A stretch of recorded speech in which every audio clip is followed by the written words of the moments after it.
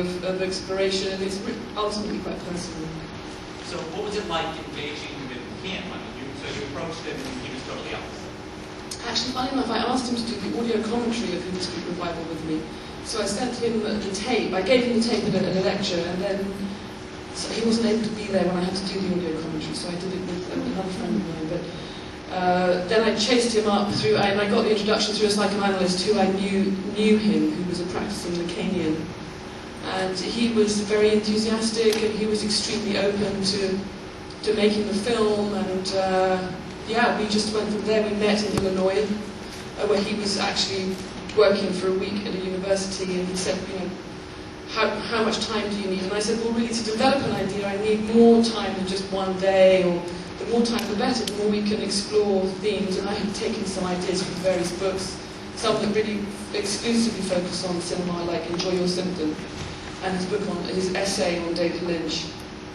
And then we met, and sort of every day, and Katie Kitamura, who's here in the audience, came with me to Illinois. And so we would meet him, discuss ideas. He would cut and paste stuff from his books, which were all on one laptop. I mean, all his works obviously on one computer. And so it was just a kind of relay, and then we shot some material, and that was where the flower bit in the Lynch Gardens in Illinois. And so it was just, you know, that, responding to that material, developing the ideas, constantly looking at how we could improve the line, and then he would come up with ideas in the shooting that were completely surprises to me. And then at other times, we would discuss something, or I would say, I don't understand, what do you mean about that? And he would then have to explain it to me as a sort of stupid person behind the camera. So when he's looking like he's really thinking, he's not really thinking about the complex idea, he's thinking of how to make it very simple, make it accessible, I think, in a way. Because, and I also I asked him not to, because it was commissioned by Channel 4 television in the UK, first of all as a one-off 48-minute film.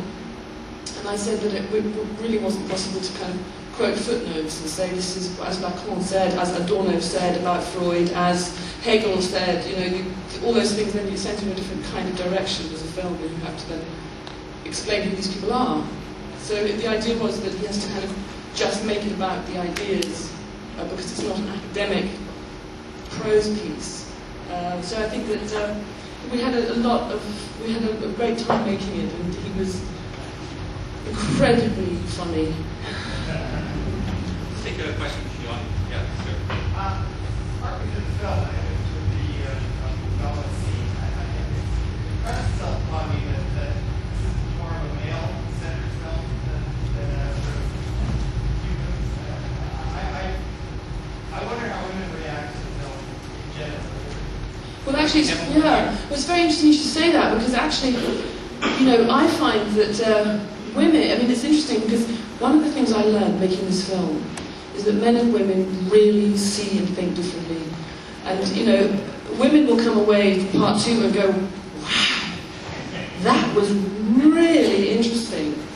And men will kind of not want to discuss it. And in fact, I don't want to name drop, but I'm actually making a film with Grace Jones at the moment, and she saw it, she was going, oh my God! This is amazing! And from a man, too! So, you know, this point about female desire being a threat to male identity, and this question about how men and women fantasize, and, you know, it's something that I think, if anything, I don't know, I can only speak for myself and for my friends, female friends and male friends, who I constantly try to get what they feel, and they seem to be slightly anxious. But I'm really interested in it. It feels like it's presenting, particularly now when, you know, pornography is so mainstream, and this kind of emphasis on everybody to be having great sex all the time. And this is really about fantasy, and the role that fantasy plays, and how men and women relate to fantasy. And in fact, if anything, as a woman, I think it was fascinating. I'm not saying it wasn't, I just was, maybe it's because my first seeing it, you're right. Another question. In the back there? How did you choose the films or the locations? Because you were in several original locations. How did that come about in the shooting there? Well, really, if anyone who's documentary makers, they know that most of the time it's necessity is the mother of invention. It turned out that he was on a honeymoon in California.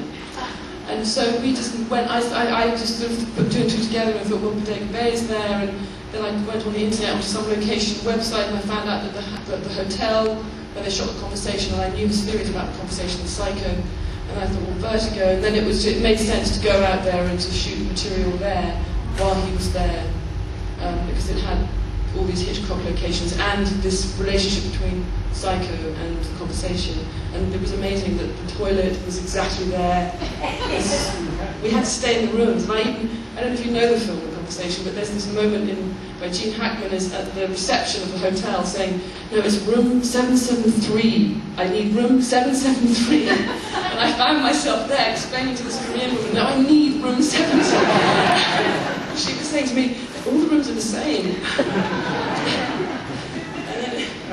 And then we finally got room 773 after a couple of days. Yes, I was quite taken by the fact that you think that perhaps the cinema, as we are seeing it here, is a moribund form at this point. I think it's moribund,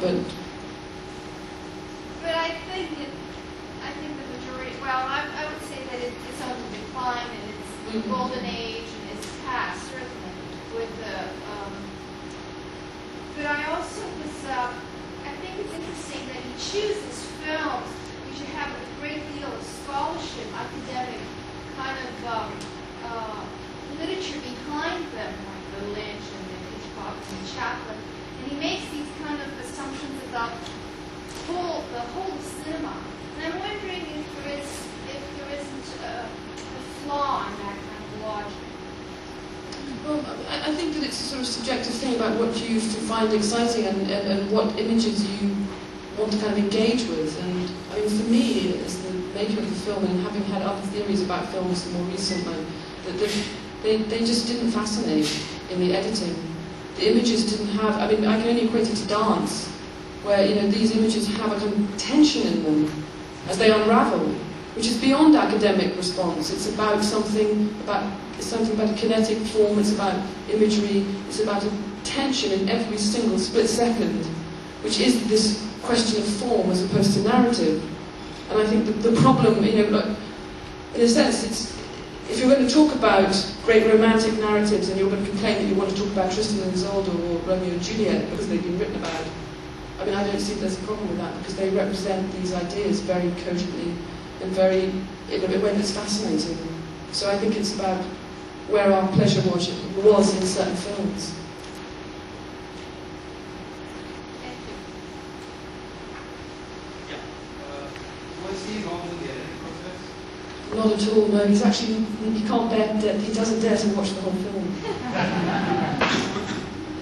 He had his wife watch it and a few other people, and they said it was good.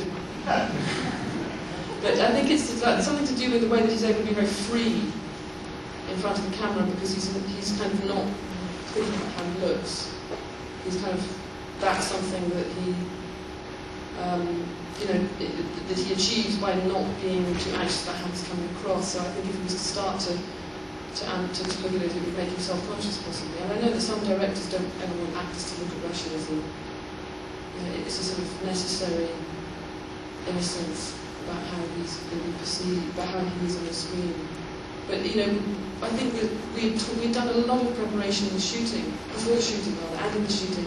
So by the time it came to the editing, it was, I think he felt that, you know, he was happy to give me that trust. And I think that's part of his part of his being, is that, and part of, I think, the result of psychoanalysis for him is to not be controlling, is to allow things to be what they are. And I certainly find in making films that people who don't try to control, they always come out stronger when they give away control. And he never tried to control anything, so that was nice. I mean, I wanted to know that he was happy with it. And I would sometimes question, you know, send him emails and say, do you think this about that? And he would give me some response. But in terms of actually sitting on the edit or looking at the rough, I sent them to him. But he was like, oh, no, I can't watch. So we need to wrap up there. Thank you all for coming tonight.